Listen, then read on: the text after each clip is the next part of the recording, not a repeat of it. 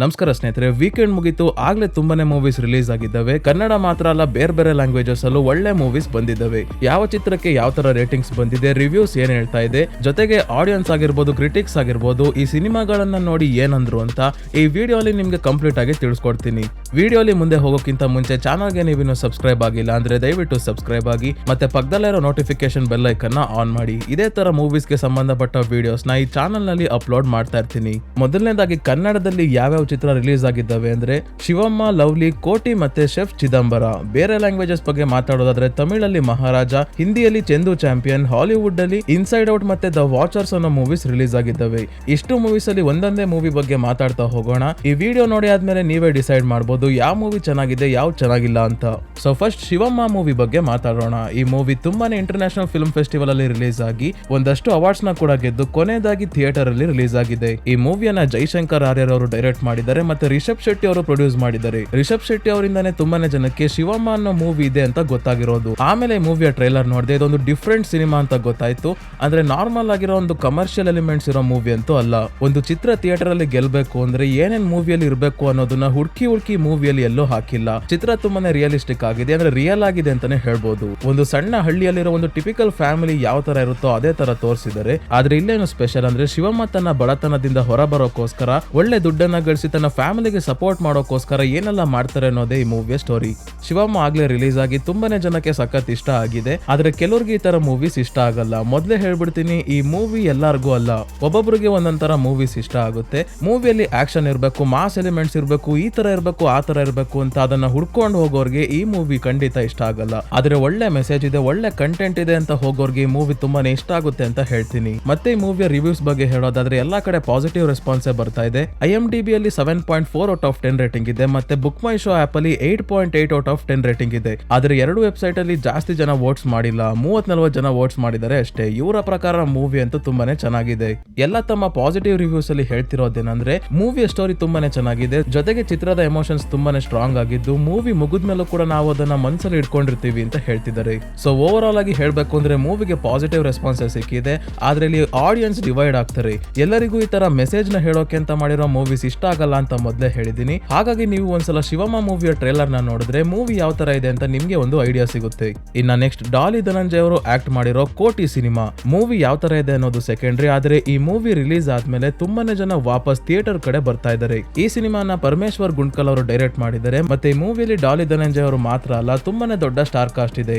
ರಮೇಶ್ ಇಂದಿರಾ ಅವರಾಗಿರ್ಬೋದು, ರಂಗಾಯಣ ರಘು ಆಗಿರ್ಬೋದು, ತಾರಾ ಅವರಾಗಿರ್ಬೋದು, ಒಳ್ಳೆ star cast ಇರುವಂತ ಚಿತ್ರ. ಕೋಟಿ ಕತೆ ಯಾವ ತರ ಇದೆ ಅಂದ್ರೆ ಒಬ್ಬ ಸಾಧಾರಣ ಮಿಡಲ್ ಕ್ಲಾಸ್ ಹುಡುಗನ ಸ್ಟೋರಿ. ಕೋಟಿ ತುಂಬಾನೇ ಪ್ರಾಮಾಣಿಕ ಹುಡುಗ, ಜೊತೆಗೆ ಪ್ರಾಮಾಣಿಕವಾಗಿ ಹಣವನ್ನ ಗಳಿಸಬೇಕು ಅನ್ನೋದು ಇವನ ಆಸೆ. ಸೊ ಕೋಟಿ ಕಷ್ಟಪಟ್ಟು ಪ್ರಾಮಾಣಿಕವಾಗಿ ದುಡಿತಿರುವಂತ ಸಂದರ್ಭದಲ್ಲಿ ಇವನ್ಗೆ ಒಂದು ಆಪರ್ಚುನಿಟಿ ಸಿಗುತ್ತೆ. ಏನಂದ್ರೆ ಅಡ್ಡದಾರಿ ಹಿಡಿದು ತುಂಬಾನೇ ಹಣವನ್ನ ಗಳಿಸೋದು. ಏನದು ಆ ತುಂಬಾನೇ ದುಡ್ಡು ಕೊಡುವಂತ ಕೆಲಸ. ಪ್ರಾಮಾಣಿಕವಾಗಿದ್ದ ಕೋಟಿ ಈ ಕೆಲಸ ಮಾಡಕ್ಕೆ ಒಪ್ಕೊಂತಾನ, ಒಪ್ಕೊಳ್ಳಿಲ್ಲ ಅಂದ್ರೆ ಏನೆಲ್ಲ ಆಗುತ್ತೆ ಅನ್ನೋದೇ ಈ ಮೂವಿಯ ಸ್ಟೋರಿ. ಇನ್ನ ಕೋಟಿಯ ರಿವ್ಯೂಸ್ ಮತ್ತೆ ರೇಟಿಂಗ್ಸ್ ಕಡೆ ಬರೋದಾದ್ರೆ ಈ ಚಿತ್ರಕ್ಕೆ ಮಿಕ್ಸ್ ಟು ಪಾಸಿಟಿವ್ ರೆಸ್ಪಾನ್ಸ್ ಇದೆ. ಕೆಲವ್ರಿಗೆ ಈ ಮೂವಿ ತುಂಬಾನೇ ಇಷ್ಟ ಆದ್ರೆ ಇನ್ ಕೆಲವ್ರಿಗೆ ಆವರೇಜ್ ಅಂತ ಅನಿಸ್ತಾ ಇದೆ. IMDb ಅಲ್ಲಿ 8.3 ಔಟ್ ಆಫ್ 10 ರೇಟಿಂಗ್ ಇದೆ, ಅಂದ್ರೆ ಸ್ವಲ್ಪ ಜಾಸ್ತಿನೇ ಇದೆ. ಹೊಸ ಮೂವಿ ಆಗಿರೋದ್ರಿಂದ ರೇಟಿಂಗ್ಸ್ ತುಂಬಾನೇ ಫ್ಲಕ್ಚುಯೇಟ್ ಆಗ್ತಾ ಇರುತ್ತೆ. ಅಂದ್ರೆ ಸ್ವಲ್ಪ ಫ್ಯಾನ್ಸ್ ಜಾಸ್ತಿ ಇರುವಂತ ಆಕ್ಟರ್ಸ್ ಆದ್ರೆ IMDb ರಿವ್ಯೂ ಸ್ಟಾರ್ಟಿಂಗ್ ಅಲ್ಲಿ ನಂಬೋಕಾಗಲ್ಲ. ಯಾಕಂದ್ರೆ ತುಂಬಾನೇ ಜನ ಫ್ಯಾನ್ಸ್ 10 ಔಟ್ ಆಫ್ 10 ರೇಟಿಂಗ್ ಕೊಟ್ಬಿಟ್ಟಿರ್ತಾರೆ. ಆದ್ರೆ ಸ್ವಲ್ಪ ದಿನಗಳಾದ್ಮೇಲೆ ಮೂವಿಯನ್ನ ತುಂಬಾನೇ ಜನ ನೋಡೋಕೆ ಶುರು ಮಾಡಿದಾಗ ನಾರ್ಮಲ್ ಆಡಿಯನ್ಸ್ ಕೂಡ ಮೂವಿನ ನೋಡಿ ರೇಟಿಂಗ್ ಕೊಡ್ತಾರೆ. ಅವರ ರೇಟಿಂಗ್ಸ್ ನ ನಾವು ನಂಬೋದು ಅಂತಾನೆ ಹೇಳ್ಬೋದು. ಈಗಾಗಲೇ ಬುಕ್ ಮೈ ಶೋಲು ಕೂಡ ನೀವು ರೇಟಿಂಗ್ಸ್ ನ ಚೆಕ್ ಮಾಡಬಹುದು. ಸ್ಟಾರ್ಟಿಂಗ್ ಅಲ್ಲಿ ಮೂವಿ ನೋಡಿದವರೆಲ್ಲ 10 ಔಟ್ ಆಫ್ 10 ಕೊಟ್ಟಿದ್ದಾರೆ. ಆಮೇಲೆ ಬರ್ತಾ 10 ಗೆ 6, 5, 4 ಆ ತರ ರೇಟಿಂಗ್ಸ್ ಕೊಟ್ಟಿದ್ದಾರೆ. ಅಂದ್ರೆ ಅದಕ್ಕೆ ನಾನು ಹೇಳಿದೆ ಈ ಮೂವಿಗೆ ಮಿಕ್ಸ್ ಟು ಪಾಸಿಟಿವ್ ರೆಸ್ಪಾನ್ಸ್ ಇದೆ. ಇನ್ನ ನ್ಯೂಸ್ ಆರ್ಟಿಕಲ್ಸ್ ಅಲ್ಲಿ ಮತ್ತೆ ಕ್ರಿಟಿಕ್ಸ್ ಗಳು ಕೂಡ ಈ ಮೂವಿಗೆ 3.5 ಔಟ್ ಆಫ್ 5 ಮತ್ತೆ 3 ಔಟ್ ಆಫ್ 5 ಈ ತರ ರೇಟಿಂಗ್ಸ್ ಕೊಟ್ಟಿದ್ದಾರೆ. ಹಾಗಾಗಿ ಮೂವಿ ಒನ್ ಟೈಮ್ ವಾಚ್ ಅಂತೂ ಪಕ್ಕ. ಆಡಿಯನ್ಸ್ ತಮ್ಮ ರಿವ್ಯೂಸ್ ಅಲ್ಲಿ ಹೇಳ್ತಿರೋದೇನಂದ್ರೆ ಮೂವಿಯ ಸ್ಟೋರಿ ಮತ್ತೆ ಆಕ್ಟಿಂಗ್ ತುಂಬಾನೇ ಅದ್ಭುತವಾಗಿದೆ, ಕ್ಲೈಮ್ಯಾಕ್ಸ್ ಕೂಡ ಚೆನ್ನಾಗಿದೆ. ಆದ್ರೆ ಸ್ಕ್ರೀನ್ ಪ್ಲೇ ಸ್ವಲ್ಪ ಸ್ಲೋ ಇದೆ, ಮತ್ತೆ ಮ್ಯೂಸಿಕ್ ಕೂಡ ಡೀಸೆಂಟ್ ಆಗಿದೆ ಅಂತ ಹೇಳ್ತಾ ಇದ್ದಾರೆ. ಸೊ ಆಲ್ರೆಡಿ ಕೋಟಿ ಮೂವಿನ ನೋಡಿರೋರು ನಿಮ್ಗೆ ಮೂವಿ ನೋಡಿ ಹೇಗೆ ಅನಿಸ್ತು ಅಂತ ಕಮೆಂಟ್ಸ್ ಅಲ್ಲಿ ಹೇಳಿ. ಮತ್ತೆ ಇನ್ನೂ ಮೂವಿ ನೋಡಿಲ್ಲ ಅನ್ನೋರು ನಾನು ಹೇಳಿದ್ದ ಪಾಯಿಂಟ್ಸ್ ಅನ್ನ ಕನ್ಸಿಡರ್ ಮಾಡಿ ಮೂವಿಯನ್ನ ಒಂದ್ಸಲ ನೋಡಬಹುದು. So next movie lovely. Vasishta Simha ಅವರು ನೆಗೆಟಿವ್ ರೋಲ್ ನ ಬಿಟ್ಟು ಈ ಬಾರಿ ಲೀಡ್ ರೋಲ್ ಅಲ್ಲಿ ಹೀರೋ ಆಗಿ ತೆರೆ ಮೇಲೆ ಕಾಣಿಸ್ಕೊಂತಿದ್ದಾರೆ. ಮೂವಿಯ ಸ್ಟೋರಿ ಯಾವ ತರ ಇದೆ ಅಂದ್ರೆ, ಜೈ ಅನ್ನೋಬ ಅನಾಥ ಹುಡುಗ ಗ್ಯಾಂಗ್ಸ್ಟರ್ ಆಗಿ ಬೆಳಿತಾನೆ. ನಂತರ ಇವನು ಒಬ್ಳು ಹುಡುಗಿಯನ್ನ ಪ್ರೀತಿಸಿ ಗ್ಯಾಂಗ್ಸ್ಟರ್ ಲೈಫ್ ಇಂದ ಹೊರಗೆ ಬಂದು ಫ್ಯಾಮಿಲಿ ಮ್ಯಾನ್ ಆಗಿ ಬದುಕೋದಕ್ಕೆ ಶುರು ಮಾಡ್ತಾನೆ. ಆದ್ರೆ ತನ್ನ ಪಾಸ್ಟ್ ಇವನನ್ನ ಈ ರೀತಿ ಬದುಕೋದಕ್ಕೆ ಬಿಡುತ್ತಾ ಅಥವಾ ತನ್ನ ಗ್ಯಾಂಗ್ಸ್ಟರ್ ಲೈಫ್ ಇಂದ ಏನಾದ್ರೂ ಸಮಸ್ಯೆಗಳು ಬರುತ್ತಾ ಅನ್ನೋದೇ ಈ ಮೂವಿಯ ಸ್ಟೋರಿ. ರಿವ್ಯೂಸ್ ಮತ್ತೆ ರೇಟಿಂಗ್ಸ್ ಬಗ್ಗೆ ಹೇಳೋದಾದ್ರೆ, ಕ್ರಿಟಿಕ್ಸ್ ಈ ಮೂವಿಗೆ ತುಂಬಾನೇ ಆವರೇಜ್ ರೇಟಿಂಗ್ಸ್ ಕೊಟ್ಟಿದ್ದಾರೆ. ಮೂವಿಯಲ್ಲಿ ಹೊಸತನ ಏನು ಇಲ್ಲ, ತುಂಬಾನೇ ಮೂವೀಸ್ ಅಲ್ಲಿ ಈ ರೀತಿ ಸ್ಟೋರೀಸ್ ನ ಕೇಳಿದೀವಿ ಅಂತ.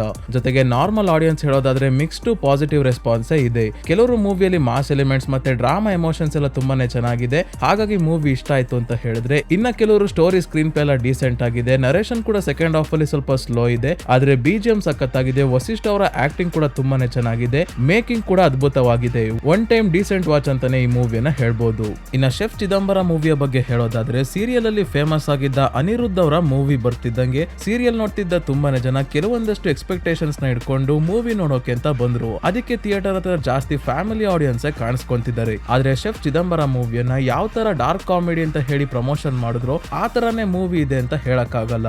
ಯಾಕೆ ಅಂತ ಹೇಳ್ತೀನಿ. ಸೊ ಮೊದಲು ಸ್ಟೋರಿಯ ಬಗ್ಗೆ ಹೇಳೋದಾದ್ರೆ, ಚಿದಂಬರ ಅನ್ನೋ ಒಬ್ಬ ಪ್ರೊಫೆಷನಲ್ ಶೆಫ್ ತನ್ನದೇ ಆದಂತ ಒಂದು ರೆಸ್ಟೋರೆಂಟ್ ನ ನಡೆಸ್ತಾ ಇರ್ತಾನೆ. ಆದ್ರೆ ಫೈನಾನ್ಷಿಯಲ್ ಪ್ರಾಬ್ಲಮ್ಸ್ ನ ಕಾರಣದಿಂದ ಒಬ್ಳು ಶ್ರೀಮಂತ ಹುಡುಗಿಗೆ ಹೆಲ್ಪ್ ಮಾಡೋಕೆ ಹೋಗಿ ಒಂದು ಮರ್ಡರ್ ಮಿಸ್ಟ್ರಿಯ ಒಳಗೆ ತಗಲಾಕೊಂತಾನೆ. ಸೊ ಮುಂದೆ ಏನಾಗುತ್ತೆ, ಯಾವ ರೀತಿ ಟ್ವಿಸ್ಟ್ ಬರುತ್ತೆ ಅಂತ ಮೂವಿಯಲ್ಲಿ ನೀವು ನೋಡ್ಬೇಕು. ಇನ್ನ ರಿವ್ಯೂಸ್ ಬಗ್ಗೆ ಹೇಳೋದಾದ್ರೆ, ಲವ್ಲಿ ಮೂವಿ ತರ ಈ ಮೂವಿಗೂ ಕೂಡ ಆವರೇಜ್ ರೇಟಿಂಗ್ಸ್ ಸಿಕ್ಕಿದೆ. ಆಕ್ಟಿಂಗ್ ಸ್ಟೋರಿ ಎಲ್ಲ ಡೀಸೆಂಟ್ ಆಗಿದೆ. ಡಾರ್ಕ್ ಕಾಮಿಡಿ ಅಂತ ಮೂವಿಯವರು ಪ್ರಮೋಷನ್ ಮಾಡಿದ್ರು, ಆದ್ರೆ ಡಾರ್ಕ್ ಆಗಿ ಮೂವಿ ಇಲ್ಲ, ಕಾಮಿಡಿ ಇದೆ ಅಂತ ಹೇಳ್ತಿದ್ದಾರೆ. ಫ್ಯಾಮಿಲಿ ಆಡಿಯನ್ಸ್ ಮೂವಿನ ಜಾಸ್ತಿ ಏನು ಎಕ್ಸ್ಪೆಕ್ಟೇಷನ್ಸ್ ಇಟ್ಕೊಂಡಲ್ಲೇ ಒನ್ ಟೈಮ್ ನೋಡ್ಬೋದು ಅಂತ ಹೇಳ್ತಿದ್ದಾರೆ.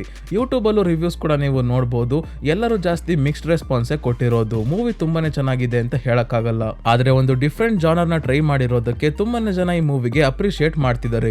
ಸೊ ಕನ್ನಡ ಮೂವಿ ಆಯ್ತು. ಈಗ ತಮಿಳ್ ಮೂವಿ ಮಹಾರಾಜ ಬಗ್ಗೆ ಹೇಳೋದಾದ್ರೆ, ವಿಜಯ್ ಸೇತುಪತಿ ಅವರು ಮತ್ತೆ ಅನುರಾಗ್ ಕಶ್ಯಪ್ ಅವರು ಲೀಡ್ ರೋಲ್ ಅಲ್ಲಿ ಆಕ್ಟ್ ಮಾಡಿರೋ ಅಂತ ಮೂವಿ ಇದು. ತಮಿಳ್ ಸಿನಿಮಾ ಇಂಡಸ್ಟ್ರಿ ಈ ವರ್ಷ ಏನು ದೊಡ್ಡ ಹಿಟ್ ಕೊಟ್ಟಿಲ್ಲ, ಆದ್ರೆ ಈ ಮೂವಿ ದೊಡ್ಡ ಹಿಟ್ ಆಗೋ ರೀತಿ ಕಾಣ್ತಾ ಇದೆ. ಈ ಚಿತ್ರದ ಮ್ಯೂಸಿಕ್ ಡೈರೆಕ್ಟರ್ ಸ್ನೇಹಿತರೆ ನಮ್ಮ ಕನ್ನಡದ ಅಜನೀಶ್ ಲೋಕನಾಥ್ ಅವರು. ಅಜನೀಶ್ ಲೋಕನಾಥ್ ಅವರು ಕನ್ನಡ ಮೂವೀಸ್ ಜೊತೆಗೆ ತೆಲುಗು ತಮಿಳ್ ಮೂವೀಸ್ಗೂ ಕೂಡ ಈಗ ಮ್ಯೂಸಿಕ್ ಮಾಡ್ತಾ ಇದ್ದಾರೆ. ತುಂಬಾನೇ ಜನ ಮಹಾರಾಜ ಮೂವಿಯನ್ನ ಈ ವರ್ಷದ one of the best Tamil movie ಅಂತ ಕರೀತಾ ಇದ್ದಾರೆ. ತಮಿಳುನಾಡು ಅಲ್ಲಿ ಮಾತ್ರ ಅಲ್ಲ, ಬೇರೆ ಬೇರೆ ಸ್ಟೇಟ್ಸ್ ಅಲ್ಲಿ, ಅದು ಹಿಂದಿ ಆಡಿಯನ್ಸ್ ಕೂಡ ಈ ಮೂವಿನ ತುಂಬಾನೇ ಇಷ್ಟಪಟ್ಟು ನೋಡ್ತಾ ಇದ್ದಾರೆ. ಒಳ್ಳೆ ರಿವ್ಯೂಸ್ ಕೂಡ ಹಿಂದಿ ಬೆಲ್ಟ್ ಇಂದ ಬರ್ತಾ ಇದೆ.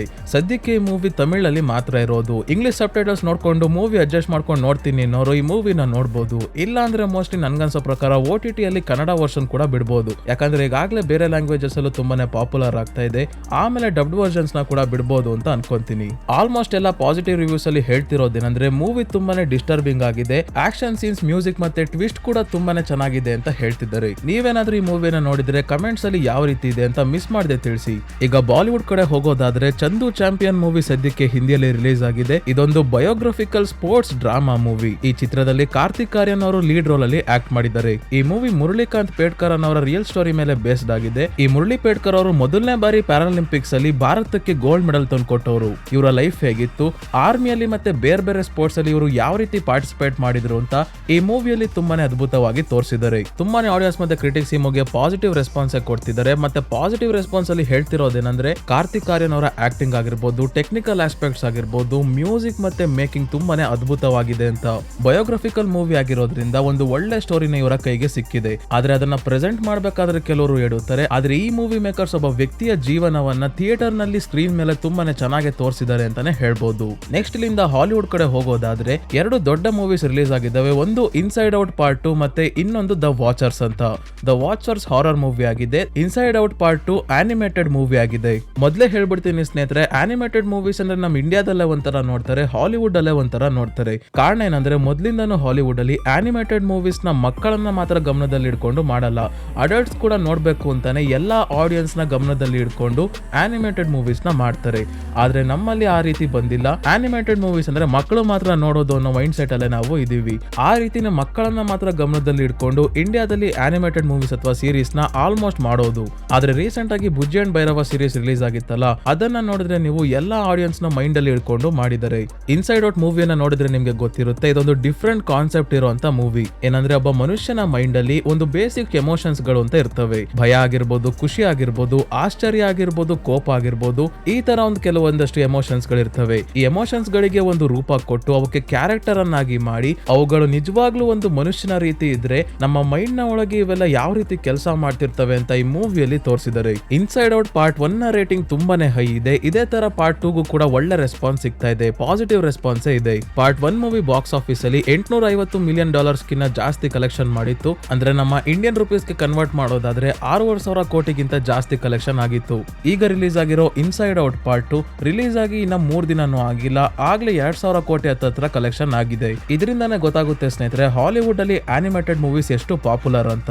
ಈ ಬಾಕ್ಸ್ ಆಫೀಸ್ ಕಲೆಕ್ಷನ್ ನಾವು ಇಂಡಿಯನ್ ಮೂವೀಸ್ ಗೆ ಕಂಪೇರ್ ಮಾಡಕ್ಕಾಗಲ್ಲ, ಕಂಪೇರ್ ಮಾಡೋದು ಕೂಡ ತಪ್ಪು. ಹಾಲಿವುಡ್ ಮೂವೀಸ್ ಗೆ ತುಂಬಾನೇ ದೊಡ್ಡ ಮಾರ್ಕೆಟ್ ಇದೆ, ಇಂಡಿಯನ್ ಮೂವೀಸ್ ಗೆ ಈಗ ಮಾರ್ಕೆಟ್ ಬೆಳೀತಾ ಇದೆ. ಈಗ ರಿಲೀಸ್ ಆಗ್ತಿರೋ ಒಳ್ಳೊಳ್ಳೆ ಪ್ಯಾನ್ ಇಂಡಿಯಾ ಮೂವೀಸ್ ಇಂದ ಇಂಡಿಯನ್ ಮೂವೀಸ್ ನ ಮಾರ್ಕೆಟ್ ಫಾರಿನ್ ಅಲ್ಲೂ ಕೂಡ ಬೆಳೀತಾ ಇದೆ. ಹಾಗಾಗಿ ಸದ್ಯಕ್ಕಂತೂ ಹಾಲಿವುಡ್ ಮೂವಿ ಕಲೆಕ್ಷನ್ಸ್ ನ ಇಂಡಿಯನ್ ಮೂವೀಸ್ ಗೆ ಕಂಪೇರ್ ಮಾಡಕ್ ಆಗಲ್ಲ. ಮುಂದೆ ಕಂಪೇರ್ ಮಾಡುವಂತ ಸಿಚುವೇಶನ್ ಬರ್ಲಿ ಅನ್ನೋದೇ ನನ್ನ ಆಸೆ. ಯಾಕಂದ್ರೆ ಇಂಡಿಯನ್ ಮೂವೀಸ್ ಕೂಡ ವರ್ಲ್ಡ್ ವೈಡ್ ಒಳ್ಳೆ ಕಲೆಕ್ಷನ್ ಮಾಡಬೇಕು. ಸೊ ಇನ್ಸೈಡ್ ಔಟ್ ಮೂವಿಯ ಜೊತೆ ರಿಲೀಸ್ ಆಗಿರೋ ಇನ್ನೊಂದು ಮೂವಿ ಯಾವ್ದಂದ್ರೆ ದ ವಾಚರ್ಸ್ ಅಂತ. ದ ವಾಚರ್ಸ್ ಮೂವಿ ಯಾವ ತರ ಇದೆ ಅಂದ್ರೆ ಒಂದು ರಹಸ್ಯಮಯವಾದ ಕ್ರಿಯೇಚರ್ ನ ಸುತ್ತ ನಡೆಯುವಂತ ಒಂದು ಹಾರರ್ ಮೂವಿ. ಈ ಮೂವಿಯನ್ನ ಈಶಾನ ನೈಟ್ ಶ್ಯಾಮಲನ್ ಅವರು ಡೈರೆಕ್ಟ್ ಮಾಡಿದ್ದಾರೆ. ಇವರು ಎಂ ನೈಟ್ ಶ್ಯಾಮಲನ್ ಅವರ ಮಗಳು. ಅಂದ್ರೆ ಹಾಲಿವುಡ್ ಹಾರರ್ ಮೂವೀಸ್ ನ ನೋಡೋರಿಗೆ ಗೊತ್ತೇ ಇರುತ್ತೆ ಈ ಎಂ ನೈಟ್ ಶ್ಯಾಮಲನ್ ಯಾರು ಅಂತ. ಇವರು ಇಂಡಿಯನ್ ಆರಿಜಿನ್ ಡೈರೆಕ್ಟರ್, ಆದ್ರೆ ಅಮೆರಿಕಾದಲ್ಲಿ ಹಾರರ್ ಮೂವೀಸ್ ನ ಮಾಡ್ತಾರೆ. ಇವರ ಹಾರರ್ ಮೂವೀಸ್ ಒಳ್ಳೆ ಸಸ್ಪೆನ್ಸ್ ಮತ್ತೆ ಟ್ವಿಸ್ಟ್ ಗೆನೆ ಫೇಮಸ್. ಹಾರರ್ ಮೂವೀಸ್ ನ ಇಷ್ಟಪಡೋರು ದ ಸಿಕ್ಸ್ ಸೆನ್ಸ್ ಮೂವಿಯನ್ನ ನೋಡೇ ಇರ್ತಾರೆ. ಈ ಮೂವಿಯ ಜೊತೆಗೆ ಬೇರೆ ಬೇರೆ ಒಳ್ಳೊಳ್ಳೆ ಹಾರರ್ ಮೂವೀಸ್ ನ ಎಂ ನೈಟ್ ಶ್ಯಾಮಲನ್ ಅವರೇ ಡೈರೆಕ್ಟ್ ಮಾಡಿರೋದು. ಅಕಸ್ಮಾತ್ ನೀವೇನಾದ್ರೂ ಇವರ ಹಾರರ್ ಮೂವೀಸ್ ನೋಡ್ಬೇಕು ಅಂದ್ರೆ ಇಲ್ಲೇ ಒಂದೆರಡು ಬೆಸ್ಟ್ ಹಾರರ್ ಮೂವೀಸ್ ನ ರೆಕಮೆಂಡ್ ಮಾಡ್ಬಿಡ್ತೀನಿ. 2021ರ ಓಲ್ಡ್ ಮೂವಿ ತುಂಬಾನೇ ಚೆನ್ನಾಗಿದೆ. ಇದೇ ರೀತಿ 2004ರ ದ ವಿಲೇಜ್ ಮೂವಿ ಕೂಡ ಚೆನ್ನಾಗಿದೆ. ಈ ಓಲ್ಡ್ ಮತ್ತೆ ದ ವಿಲೇಜ್ ಮೂವಿ ಎರಡನ್ನ ಕೂಡ ನನ್ನ ಮೊದಲನೇ ಚಾನಲ್ ಅಲ್ಲಿ ಎಕ್ಸ್ಪ್ಲೈನ್ ಮಾಡಿದೀನಿ. ಬೇಕು ಅಂದ್ರೆ ಡಿಸ್ಕ್ರಿಪ್ಷನ್ ಅಲ್ಲಿ ಲಿಂಕ್ ಇದೆ, ಆ ವಿಡಿಯೋನ ಕೂಡ ನೀವು ಚೆಕ್ ಮಾಡಬಹುದು. ಇನ್ನ ದ ವಾಚರ್ಸ್ ಮೂವಿಯ ರೇಟಿಂಗ್ ಬಗ್ಗೆ ಹೇಳೋದಾದ್ರೆ ತುಂಬಾನೇ ಆವರೇಜ್ ಇದೆ. ಎಂ ನೈಟ್ ಶ್ಯಾಮಲನ್ ಅವರ ಮಗಳು ಮೊದಲನೇ ಮೂವಿಯಲ್ಲಿ ಸ್ವಲ್ಪ ಎಡವುದ್ರು ಅಂತಾನೆ ಹೇಳ್ಬಹುದು. ಹಾರರ್ ಮೂವಿ ಆಗಿರೋದ್ರಿಂದ ತುಂಬಾನೇ ಒಳ್ಳೆ ರೇಟಿಂಗ್ಸ್ ನ ನಾವು ಎಕ್ಸ್ಪೆಕ್ಟ್ ಮಾಡೋದಕ್ಕೆ ಆಗಲ್ಲ. ಹಾರರ್ ಮೂವಿ ಸಖತ್ತಾಗಿದೆ ಅಂದ್ರೂ ಕೂಡ IMDb ಯಲ್ಲಿ 6 ಅಥವಾ 7 ರೇಟಿಂಗ್ ಇರುತ್ತೆ ಅಷ್ಟೇ. ಆದ್ರೆ IMDb ಯಲ್ಲಿ ದ ವಾಚರ್ಸ್ ಮೂವಿಗೆ 5.8 ಔಟ್ ಆಫ್ 10 ರೇಟಿಂಗ್ ಇದೆ. ಅಂದ್ರೆ ಇದೊಂದು ಡೀಸೆಂಟ್ ಮೂವಿ ಅಂತಾನೆ ಹೇಳ್ಬಹುದು. ಸೊ ಸ್ನೇಹಿತರೆ, ಇಷ್ಟು ಮೂವೀಸ್ ಆಲ್ರೆಡಿ ಈ ವೀಕೆಂಡ್ ಅಲ್ಲಿ ರಿಲೀಸ್ ಆಗಿದ್ದಾವೆ. ನೀವು ಇಷ್ಟು ಮೂವೀಸ್ ಅಲ್ಲಿ ಯಾವ ಮೂವಿನ ನೋಡಿದೀರಾ ಅಂತ ಕಮೆಂಟ್ಸ್ ಅಲ್ಲಿ ಹೇಳಿ. ಈ ವಿಡಿಯೋ ಅಲ್ಲಿ ಎಲ್ಲಾ ಚಿತ್ರದ ರೇಟಿಂಗ್ಸ್ ನ ಹೇಳಿದ್ದೀನಿ, ಮತ್ತೆ ಆಡಿಯನ್ಸ್ ಏನ್ ಹೇಳ್ತಿದ್ದಾರೆ ಅಂತ ಕೂಡ ಹೇಳಿದ್ದೀನಿ. ನೀವೇ ಇದರಿಂದ ಡಿಸೈಡ್ ಮಾಡಬಹುದು ಯಾವ ಮೂವಿಗೆ ಹೋಗ್ಬೇಕು, ಯಾವ ಮೂವಿಗೆ ಹೋಗೋದು ಬೇಡ ಅಂತ. ಮತ್ತೆ ನಿಮ್ಗೆ ಈ ವಿಡಿಯೋ ಹೇಗನಿಸ್ತು ಅಂತ ಕಮೆಂಟ್ಸ್ ಅಲ್ಲಿ ಹೇಳಿ. ವಿಡಿಯೋ ಇಷ್ಟ ಆಗಿದ್ರೆ ಲೈಕ್ ಮಾಡಿ, ಚಾನಲ್ಗೆ ಸಬ್ಸ್ಕ್ರೈಬ್ ಆಗೋದನ್ನ ಮರಿಬೇಡಿ.